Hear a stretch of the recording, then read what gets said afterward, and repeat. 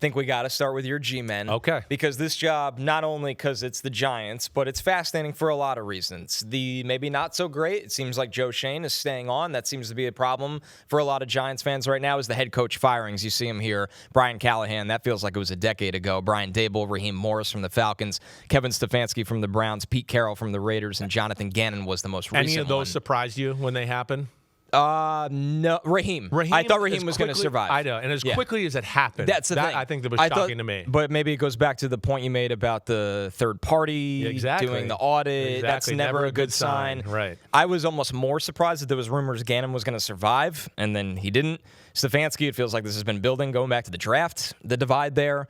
So, no, not a ton of surprise outside of Raheem, especially since I'm actually surprised by some of the guys that survived. I see the argument both ways, but I didn't feel great about Todd Bowles staying on in Tampa, and they're sticking by him. And I like Todd Bowles a lot. I just think that, this was a tough year. There's no denying It was a tough year. There's no doubt. I can understand it, though.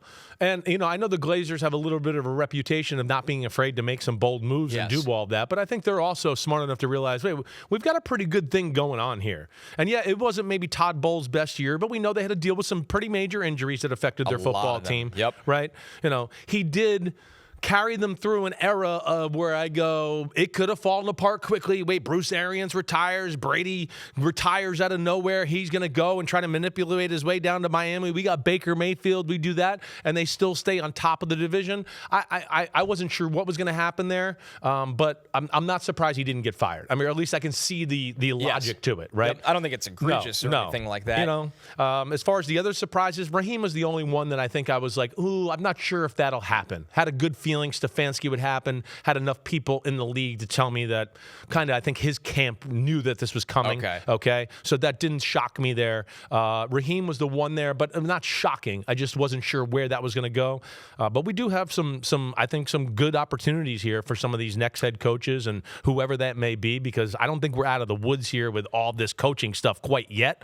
And I think there's going to be some appealing jobs, what we'll go through right now. The last thing that was surprising to me, just because I simply didn't know, I didn't know Joe Burrow and some other people would go to bat for Zach Taylor the way they did. Right. Like reading into that, I was like, oh, it sounds like Joe Burrow obviously deservingly has a lot of influence, as he should.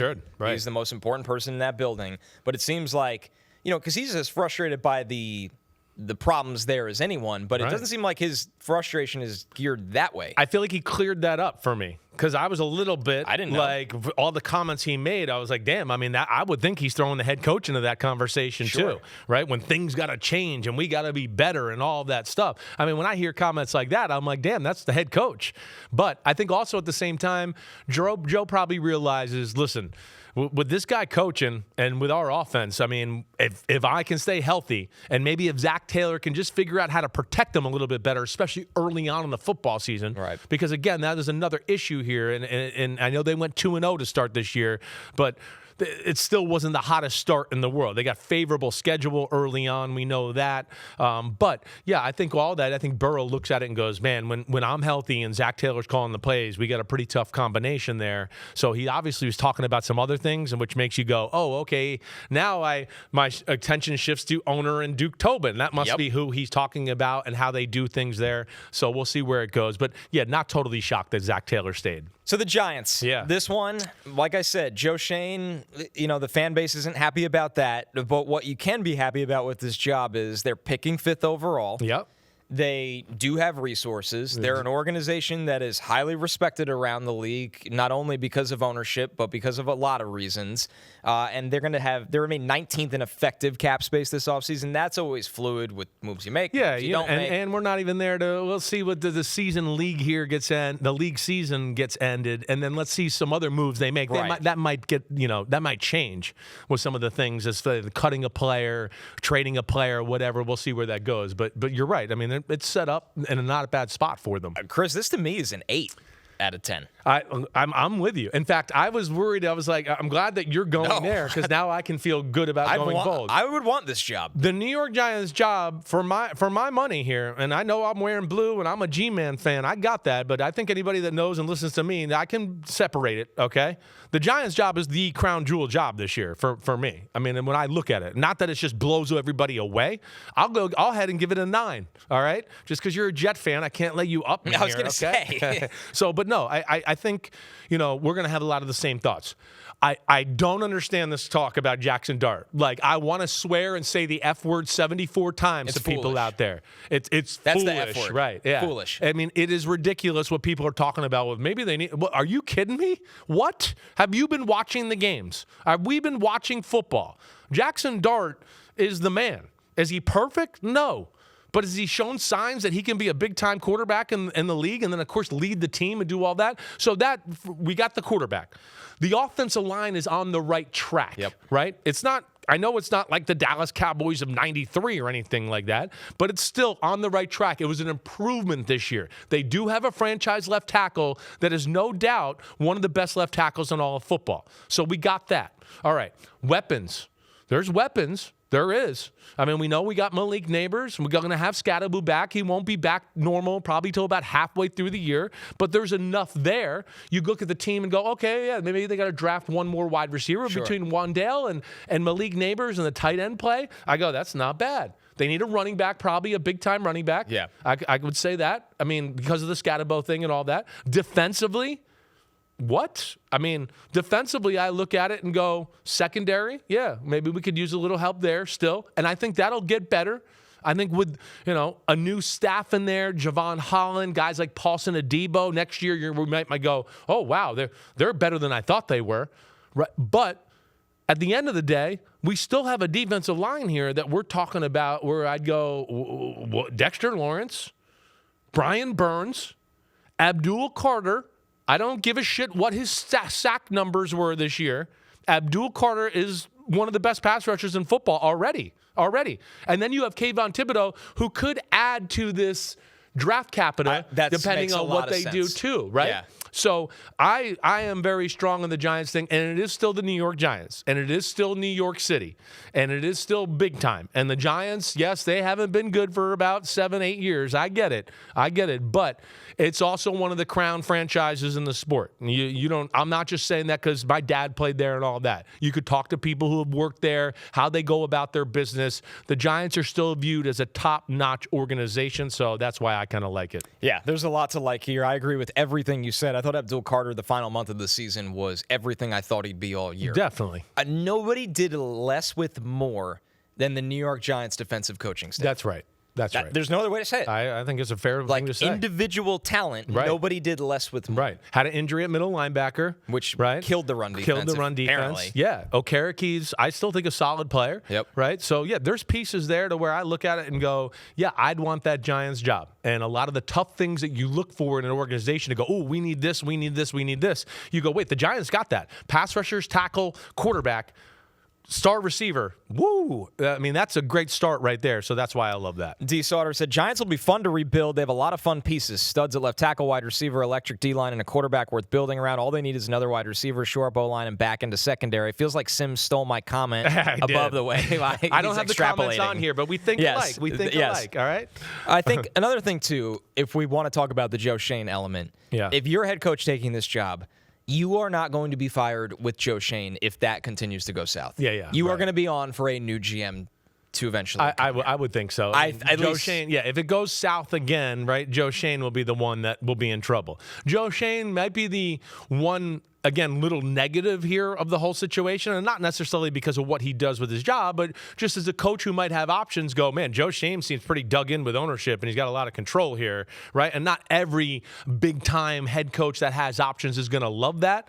But either way, I think Joe Schoen has a pretty good reputation around the league of being a good person, a good guy, pretty easy to work with, and he's obviously got a little eye from talent for whatever he did in Buffalo, and of course what he's done here with the Giants with some of these draft picks and this young nucleus. is. So that's I think the positives with Joe Shane. But yeah, I'm sure there'll be some trepidation with some people out there with that. So he's already said that the Giants have the talent that the Bears and Pats had for their turnaround, right? Like a turnaround like that. Does that increase the expectations whoever walks into this job? Like, you got the quarterback, you have a talented defense, you got playmakers. Well, it increases the expectations on everybody, and him too then. And I go, well, then you need to find the right coach. Can you find me Ben Johnson? Right. Can you do that? Because that's the big thing. Can you find Mike Vrabel? And I think that's the thing we're talking about this year that's a little interesting is like, I would have bet the house that Ben Johnson and Vrabel would have been good this year. Now, I didn't think it was going to be like, hey, we're the number 1 or 2 seed in the playoffs. Don't get me wrong. But I would have bet the house that this was going to work and they were going to turn it around and they're going to be mainstays in the NFL. I would have bet half the house and, the shitter outside that Liam Cohen would have worked, right? I mean, I would have, definitely. It's a good coaching cycle. Exactly. So that was a special coaching cycle. It's a little different year here. And that's what's interesting, too, because I don't know if I feel like there's this slam dunk guy out there, and especially not the slam dunk offensive guru guy. Right, and that's where we're all scared of the offensive guru guy now. Everybody wants the offensive guru guy. Sorry, we're all scared of the defensive coach. Yeah, you can't because hire of the defensive coach. He hires, and then he has a good offensive coordinator. Oh, the offensive coordinator leaves, and the whole team will fall apart. And I just don't necessarily believe all of that. Okay, Houston Texans. I mean, the Patriots just hired Vrabel, who's a defensive head coach. So right. I don't totally buy into that, but understand that, and that's where it is going to be a little different year here as far as this coaching surge. The Tennessee Titans, this one's been open for a while. They will have the 4th overall pick. They'll have 2 5th-rounders and 3 6th-rounders. They will be second in effective cap space this offseason, over $80 million. Right. They could go spend however they want. You have Cam Ward, who finished the season on a very high note. Exactly right. How attractive is this open? I find this a little more, maybe more attractive than people would realize. Just let me put a number by it. I think I'm gonna give it a 7. Okay, quarterback's there, franchise D tackle, right? Franchise D tackle, pretty good running back, pieces on the offensive line, right? They're there. Defensively, as you heard me say all year, I think they're a better defense than people realize. It's just the offense was so bad. It's hard to go out there every 4th play and hold down the fort all the time. So I look at that, and then, of course, what they have in the salary cap and everything there, I go, okay. I don't think it's that I think it's pretty appealing. I do. Tennessee is a town in Nashville that is thirsty right now. Attraction too. It's a big attraction. Yeah. They're going to have the new stadium. I think ownership's trying to up the ante as far as what they're adding to the football team as well. So, yeah, I look at it. I'm a believer in the quarterback. I'm glad his shoulder's not hurt too badly. They got some young receivers. Maybe they got to find another star. Like the guy. Right. Yeah. But they got like the 2, 3, 4 guy, I think, behind that, right? Could do it with the 4th overall pick. Exactly right. So I think this is one of those that kind of flies under the radar a little bit as being appealing just because it's not one of the big market teams. But I do like this Titans job. Yeah, I'd give it an 8 as well, just like the Giants, because I have a lot of faith in the quarterback. I like him a lot. Right. I think it's an attractive destination in terms of the location, which matters a lot. I know ownership made a huge mistake when they let Mike Vrabel go out the door, but I don't view this as an abomination at ownership or anything like that. And I like the GM. Right. And now the GM has had some transfer of his power. Exactly. And I know Titan fans have watched this closely the last week, where he's the guy in full with the control of the football roster.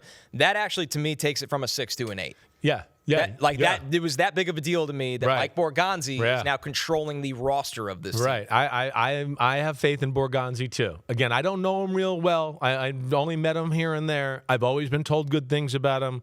And of course, where he came from in Kansas City, they know team building. They know how to evaluate talent. So I would think with the money they got, where they're drafting, everything there, that they could certainly make a jump in a year. And not saying playoffs, but you could go, they get the right coach in there, they add a few players, and you go, ooh, Tennessee's a pain in the butt again in the AFC South. Pete asked me, since I had 8s for both of them, who I'd pick. I'd still pick the Giants because I think they have more talent. Yeah, right. It's on the team. Right. Like it's the defensive linemen, just the pass rushers there. I got it. You got the guy at receiver. So do you want to give the Giants an 8.5 then? You want to sure, we'll go to an 8.5. Give the Giants an 8.5. You got that? Giants potentially you like that? the number 1 job. You like that? that? Find your inner Kirk Cousins.